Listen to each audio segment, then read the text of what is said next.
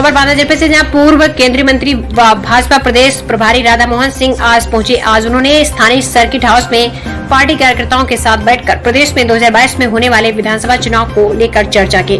इस दौरान उन्होंने मीडिया से बात करते हुए कहा कि प्रदेश में पहली बार ऐसी सरकार बनी है जो दमदार भी है और कामदार भी है। इसके पहले जो सरकारें थी वो दिन भर किसान मजदूर की बात करते थे, नारे लगाते थे और शाम होने के बाद पूरी प्रतिबद्धता वंश को मजबूत बनाने में लगाते थे। बांदा में कार्यकर्ताओं से बैठक करने के बाद मीडिया से बात करते हुए पूर्व केंद्रीय मंत्री राधा मोहन सिंह ने कहा कि प्रदेश में पहली बार ऐसी सरकार बनी है जो दमदार भी है और कामदार भी है। इसके पहले जो सरकारें थी वो दिन भर किसान मजदूर की बात करते थे, नारे लगाते थे और शाम होने के बाद पूरी प्रतिबद्धता वंश को मजबूत बनाने में लगाते थे। उन्होंने कहा कि आजादी के बाद पहली बार केंद्र और राज्य में ऐसी सरकार बनी है जो वंशवाद से ऊपर उठकर देश के विकास के बारे में सोचती है और कार्य कर रही है। पहली बार ऐसी सरकार आई है जो साल में 12 करोड़ किसानों के खातों में 100,000 रुपए किसान सम्मान निधि के माध्यम से पहुंचा रहा है। केंद्रीय मंत्री ने कहा कि मायावती और सपा की सरकारों में कई चीनी मिलें बंद हो गई थी, लेकिन योगी सरकार ने 3 नई चीनी मिलें स्थापित की और 11 मिलों का विस्तार किया। उन्होंने कहा सरकार पूरी क्षमता के साथ किसानों के हितों के लिए काम कर रही है। सरकार बनी है जो दमदार भी है और कामदार भी है। इसके पहले उत्तर प्रदेश और देश का भी इतिहास रहा है।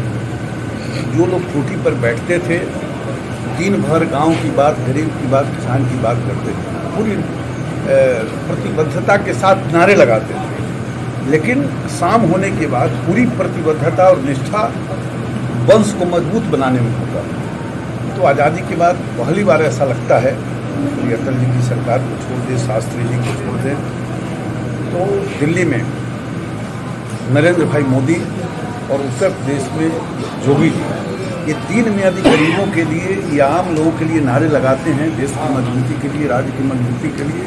तो शाम होने के बाद भी वंश की चिंता नहीं है, बल्कि उत्तर प्रदेश और देश की चिंता करते हैं। तो हम सब सौभाग्यशाली हैं उत्तर प्रदेश के लिए वासी और देश के वासी कि आज ऐसे 2 जीवन हमें मिले हैं जिन दोनों का जीवन राष्ट्र के लिए समर्पित है।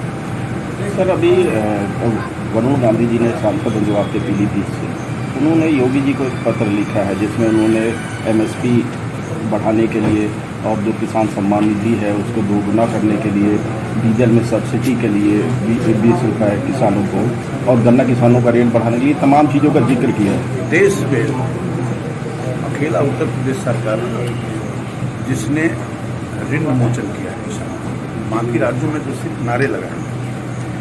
आज़ादी के बाद पहली बार देश में एक ऐसी सरकार आई कि देश के जो 12 करोड़ किसान हैं, साल में 100,000 रुपया उनके खाते में जाए।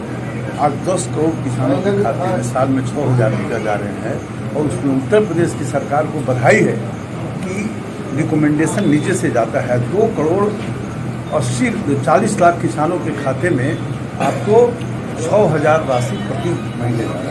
फिर इसी प्रकार से आप देखेंगे कि धान की खरीदारी, गेहूं की खरीदारी, मायावती और अखिलेश के रिजिम में जितना होता था, 10 साल में जितना होता था, उससे ज़्यादा खरीदारी। आपके ध्यान में ये भी होगा कि जब मायावती इस राज्य की मुख्यमंत्री थी, 21 चीनी मिलें बेच चुकी थी, 19 बंद हुआ था। अखिलेश यादव भी जब मुख्यमंत्री थे तो 21 चीनी बंद हुआ, और जब योगी सरकार आई है तो 3 नई मिलें बनी। और फिर जो स्टील वाला यूनिट थे नए बने हैं और पुनरुद्धार भी हुआ है, और 11 चीनी मिलों का क्षमता विस्तार हुआ। तो आज़ादी के बाद पूरी प्रतिबद्धता के साथ किसानों के लिए यदि काम करने वाली कोई सरकार रही है देश में है तो मोदी की सरकार है, और उत्तर प्रदेश में योगी की सरकार है।